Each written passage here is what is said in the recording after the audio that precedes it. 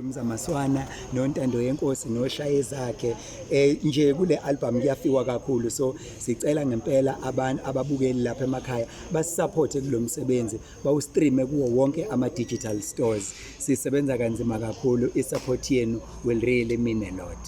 Kule album ke besisebenza kakhulu, isithathe 2 years ukuyenza, sayiqala ngo-2021 njengoba size sayiqeda manje. Ibe supervisor kakhulu uDr. Lindelani Mkhize owaziwa kwa-Joyous Celebration, ehambisana noSiyanqoba Mthethwa oyena umusic director we-Joyous Celebration. Kusizile ke ukuba nabo as abantu abasizayo abasigayidayo, ngoba ziningi ingqinamba ohlangabezana nazo uma ngabe urecorder. Ngisebenza nama-students awayazi i-experience yokurekhoda, so ilapho ke khona ubaba Mkhize noSiyanqoba ebebesiza khona ukuthi kwenziwa njani, okunye bakhathale kuhamba ama-voices bangabe besazi ukuthi yenze njani, baqhubeke babaguide. So we are very proud ngomsebenzi esiwenzile. That is why sicela i-community ukuthi nje babukeli sisupporteni umculo wethu, uyatholakala kuzo zonke izitolo lezi ezi-digital. Mhlambe ungasitshela ama-challenges that you went through the time in create album?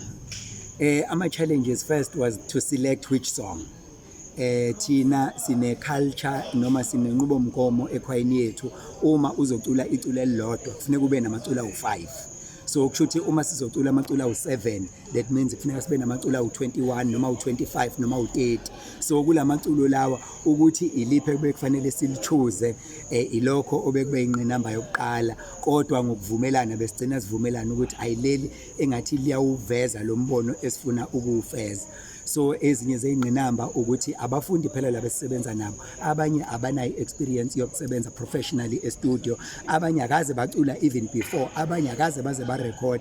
So bekufanele sibathathe kuyo yonke leyo process, kodwa ngesupport kaLindelani Mkhize nesupport ye-university bekwenzekile. So lo 2 years lo ukwazile ukusinika isikhathi esanele ukuthi lo msebenzi uphume kahle, and siyayiqhenya siyayigqaja ukuthi siyi-university yokuqala ekhipha umsebenzi ofana nalo. Yep, ungasho ukuthi what is it that has kept the choir going over the years? It's the love for music. Ekhwayeni asikhethi abantu abacula kahle. Sinenkolelo yokuthi uma ngabe unothando, angithi nesingisi siyasho sithi where there is love there is a way.